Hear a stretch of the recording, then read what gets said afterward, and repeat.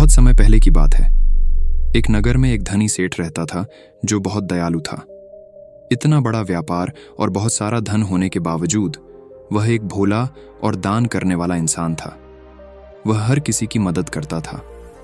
उसके मन में लोगों के प्रति प्यार और दया की भावना ये थी, वह किसी का भी दुख नहीं देख पाता था। उसके इतने दयालु और भोलेपन की वजह से उसके आसपास के लोग उसकी इसी बात को उसकी कमजोरी समझकर उसका फायदा उठाते थे। कुछ लोग उस सेठ के सामने झूठ मूठ का रोना रोककर उससे पैसे उधार ले जाते थे। सेठ अमीर तो था ही और ऊपर से दयालु भी।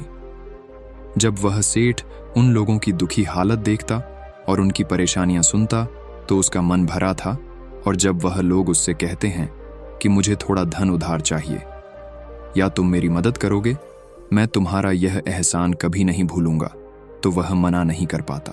वह सोचकर धन दे देता कि अभी इसका बुरा वक्त चल रहा है, इसको मेरी मदद की जरूरत है, बाद में ये पैसे लौटा देगा। धीरे धीरे वक्त गुजरता गया। लोग उस सेठ के आगे बिना बात का रोना रोते और उसका धन ले जाते और कभी वापस नहीं करते। सेठ भी कभी धन वापस नहीं मांगता था। उसको लगता था कि जब इसका बुरा वक्त गुजर जाएगा तो धन वापस कर देगा।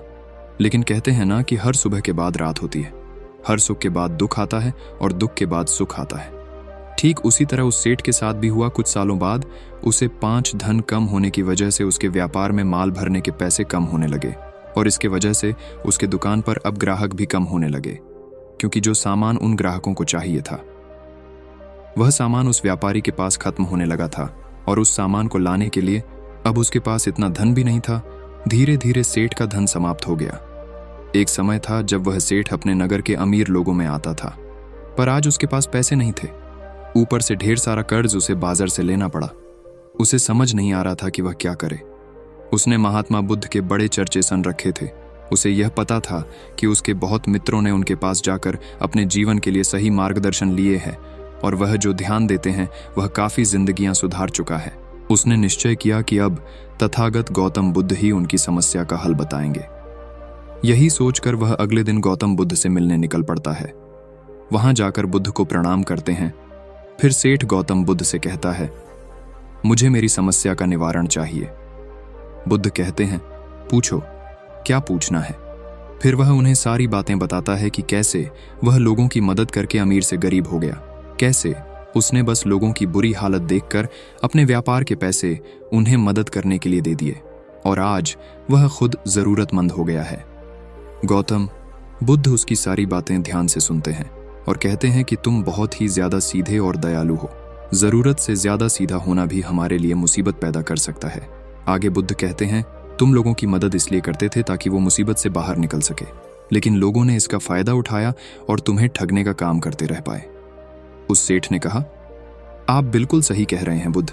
मेरे दुखों का कारण मेरा ज्यादा सीधा होना, सरल होना और दयावान होना ही लग रहा है।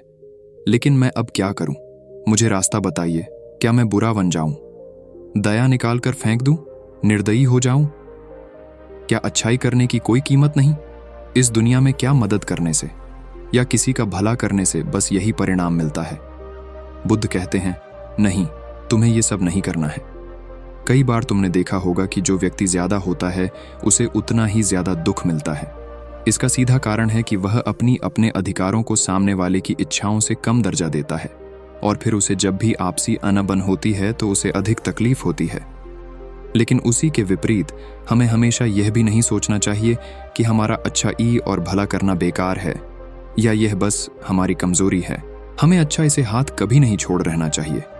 हमें बस यह सीखना है कि कभी कभी हमें भी अपनी बात रखने का अधिकार है और हमें अपने अधिकारों की रक्षा करनी चाहिए।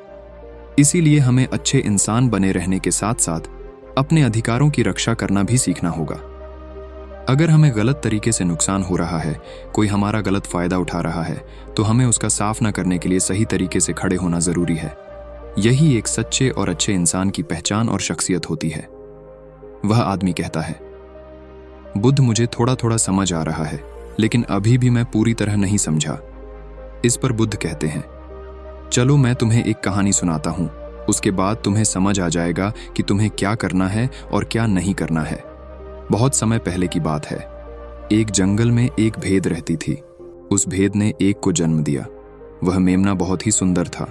उसके शरीर पर बहुत ही चमकदार घने बाल थे। वह बहुत ही सुंदर लगता था। भेंट भी अपने से बहुत प्रेम करती थी और उसका बहुत अच्छे से देखभाल भी करती थी। भेड़ अपने बेटे को अच्छी अच्छी बातें सिखाती, उसे अच्छे संस्कार देती। उस भेड़ की इच्छा थी कि उसका बेटा बड़ा होकर खूब नाम रोशन करे। लेकिन भेड़ के ज्यादा लाड प्यार के कारण मेमना बिगड़ता जा रहा था। उसकी माँ उसे अच्छी शिक्षा देती थी, उसे अच्छे से रखती थी, दिन रात उसका पूरा ख्याल रखती थी। लेकिन मेघना दिन प्रतिदिन शैतान और जिद्दी होता चला गया। वह अपनी माँ की किसी भी बात को ध्यान से नहीं सुनता और ना ही किसी बात पर ध्यान देता। उसे हर पल ऐसा ही लगता कि मेरी माँ मेरा इतना ख्याल रखती हैं, और इसी कारण वह खुद की जिम्मेदारी नहीं लेता था, यह सोचकर कि उसकी माँ उसे किसी भी संकट से निकाल लेगी। वह धीरे धीरे गैर जिम्मेदार होता जा रहा था और अब उस भेद का लाड और प्यार उसी के मेमने के छह और जिम्मेदार बनने में रुकावट बन गई थी। फिर एक दिन वह मेमना घूमता घूमता पास के जंगल में जा पहुंचा। वह मेमना पहली बार जंगल में गया था। उसे पहली बार जंगल में जाने का मौका मिला था। वह जंगल की सुंदरता को देखकर चकित रह गया। उसने कभी इतनी सुंदर चीज नहीं देखी थी। इतनी सुंदर पौधे, रंग बिरंगे फूलों को देखकर बहुत ही प्रशंसा हुई। उसे ये सब देखकर बहुत अच्छा लगा। उसने झांकियों की कुछ पत्तियां खाईं। जैसे ही उसने पेट भरने के लिए पेड़ों की पत्तियां खाईं, उसको वह पत्तियां बहुत ही स्वादिष्ट लगे। अब तो वह मेमना रोज जंगल में जाने लगा और वहां जाकर पेड़ पौधों को न साण पहुंचा रहा था। उसने उनकी पत्तियां तोड़ी, उनके फूलों को नोचा, फूलों को खाया और कुछ को तोड़कर जमीन पर डाल दिया। उसमें मेमने को इस बात की बिल्कुल भी परवाह नहीं थी कि वह क्या कर रहा है। उसको इस बात का पता ही नहीं था कि जंगल में कोई खतरा भी है। वो तो मस्त मौला होकर जंगल में उछल कूद कर रहा था और पौधों को खूब से नुकसान पहुंचा रहा था। लेकिन जब उस मेमने की माँ को, यानी उस भेड़ को, इस बारे में पता चला कि मेमना हर रोज जंगल जाता है, तो वह घबरा गई और मेमने को अपने पास बुलाकर समझाने लगी कि तुम जंगल में मत जाओ, वहां पर बहुत सारे को जानवर है, तुम्हारे ऊपर हमला कर देंगे, तुम्हें खा जाएंगे। लेकिन माँ की बात का उस पर कोई असर नहीं हुआ, बल्कि वह मेघना अपने माता से कहने लगा कि माँ, जो भी मेरे सामने आएगा वह मुझसे जमकर मार खाएगा, फिर वह बहुत पछताएगा। इसके बाद में इतना फिर से जंगल की तरफ भाग गया। उसे अपनी माता की कई बातें झूठ ही लगने लगे। हर रोज की तरह उस दिन भी वह उछल कूद करने लगा और पेड़ पौधों की पत्तियां तोड़ने लगा। कभी फूलों को तोड़ता, कभी पेड़ों को खूब नुकसान पहुंचा था। लेकिन उस दिन उस जंगल में एक शेर पहुंचा। वह शेर बहुत ही ताकतवर था, लेकिन ताकतवर होने के साथ वह दयालु भी था। उस शेर का मानना था कि कमजोर प्राणियों को नुकसान पहुंचाना ठीक नहीं है। शक्तिशाली होने का मतलब यह नहीं है कि मैं किसी कमजोर प्राणी पर शक्ति का प्रयोग करूं। वह शेर उस जंगल में घूमने लगा। घूमते घूमते हैं वहां पर पहुंचा जहां पर वह नासमझ मेमना शैतानी कर रहा था। शेर ने उस मेमने को देखकर आश्चर्य में पड़ गया। शेर ने सोचा कि इस मेमने को किसी खूंखार जानवर का डर क्यों नहीं है। ये कैसे पेड़ पौधों की पत्तियां बिना काम के ही नोच रहा है, ये इनको खत्म कर रहा है और उन पत्तियों को खाकम बल्कि बिगाड़ ज्यादा रहा है। उसके बाद वह शेर कुछ देर तक चुपचाप खड़ा होकर उसको देखा रहा और शेर सोचता है कि मेघना कुछ ही देर में मुझे देखकर यहाँ से भाग जाएगा और उसके डर के भाग जाने से मुझे बल का प्रयोग नहीं करना पड़ेगा। लेकिन ऐसा नहीं हुआ। शेर बहुत देर तक खड़ा रहा और वहीं इंतजार करने लगा कि मेमना यहाँ से कब जाएगा। लेकिन मेमना तो भोजन करने में व्यस्त था। उसे शेर का कोई ख्याल नहीं था। मजे से पेड़ पौधे की पत्तियां नोच रहा था, उन्हें खा रहा था, सब कुछ बेकार कर रहा था। जब शेर ने देखा कि मेघना उसे देखने के बाद भी वहां से नहीं जा रहा, तो खुद वह मेमने के पास जाता है और वहां जाकर बोला, सुनो बच्चे, इस जंगल में फूल पत्तियों को नुकसान पहुंचा रहे हो। उन्हें जितना जरूरी है तुम्हारे भोजन के लिए बस उतने ही तोड़ो। तुम बहुत फूल पत्तियां यूं ही नष्ट कर रहे हो। अगर तुम इन पेड़ पौधों को इन फूल पत्तियां नुकसान पहुंचाओगे तो तुम अच्छे बच्चे कैसे बनोगे? अच्छे बच्चे कभी भी इस तरह जंगल में आकर पेड़ पौधों को नुकसान नहीं पहुंचाने लगते हैं। तुम्हारी माँ ने तुम्हें अच्छा बच्चा नहीं बनाया। शेर की बातें सुनकर वह घमंड से बोलता है, तुम्हें अच्छे बच्चे बने रहना है, तुम बने रहो। मैं तो जैसा हूं वैसा ही ठीक हूं। मैं वैसे ही रहूंगा जैसे मुझे रहना है। शेर हैरान हो जाता है, लेकिन फिर शेर उसे मेमने को बच्चा समझकर माफ कर देता है, क्योंकि शेर नहीं चाहता था उसे बच्चे पर हमला करना पड़े।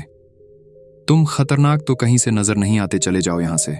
बड़े आए खतरनाक, तुम मेरा दिमाग ज्यादा खराब मत करो। चले जाओ यहां से, अपना रास्ता आप लोग, और मुझे इन फूल पत्तियों को खाने दो। ये कहकर वह घमंडी मेमना पत्तियां खाता हुआ आगे चला गया और शेर उसे बस हैरानी से देखता रह गया। तभी वहां पास में ही जातियों के पीछे एक लोमड़ी छुपी हुई थी। वह लोमड़ी शेर और मेमने की सारी बातें सुन रही थी। उस लोमड़ी को शेर राजा की इस तरह बेइज्जती बर्दाश्त नहीं हुई, तो वहां से झाड़ियों से निकलकर शेर के पास आ पहुंची और शेर के पास आकर बोली, क्षमा कीजिएगा महाराज, आप तो इस जंगल के महाराज हैं, इतने बलशाली हैं। आप चाहें तो इसमें को 2 मिनट में मजा चखा सकते हैं और उसे आपका अपमान करने से रोक सकते थे, फिर आपने कुछ भी क्यों नहीं किया।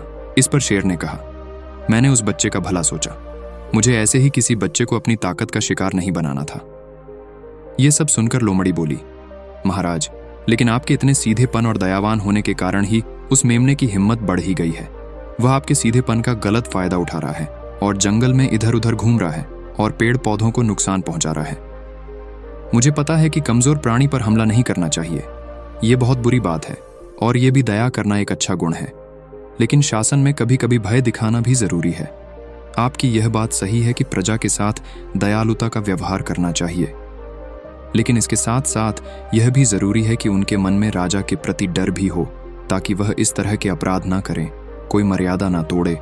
लोमड़ी की बात सुनकर जंगल का राजा शेर लोमड़ी से कहता है, क्या ऐसा हो सकता है कि मेमने को भाई दिखाकर हम उसे काबू में कर सके, जिससे कि उसमें सुधार आए और उस मामने को किसी तरह का नुकसान भी ना पहुंचे, जिससे कि वह जंगल के पेड़ पौधों को कोई नुकसान ना पहुंचाए।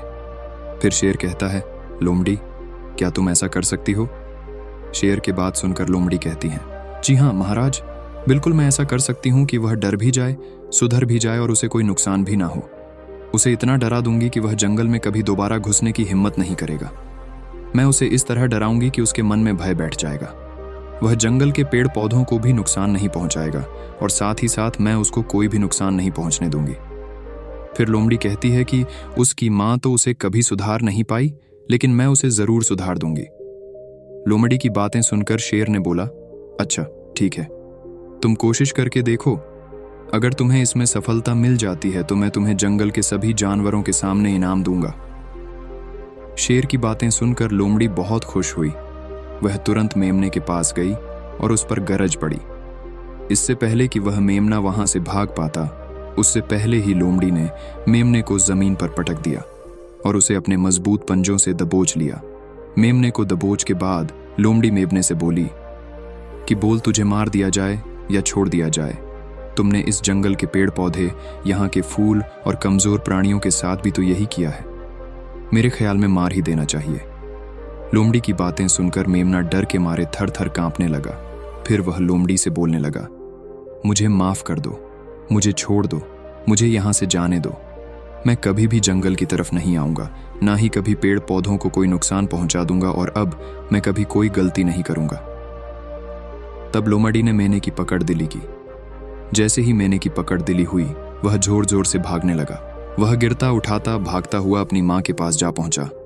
उधर लोमड़ी शेर के पास गई और सर झुकाकर बोली, देखा महाराज, ताकत के साथ दिमाग का प्रयोग करना भी बहुत जरूरी होता है, तभी लोग हमारा सम्मान करते हैं, तभी हमारी अच्छाई का गलत फायदा नहीं उठाया जाएगा।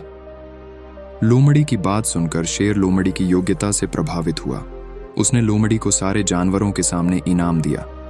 उधर वह मेमना घबराए हुए अपनी मां के पास पहुंचा और अपनी मां से आकर लिपट गया और मां से एक क्षमा मांगने लगा।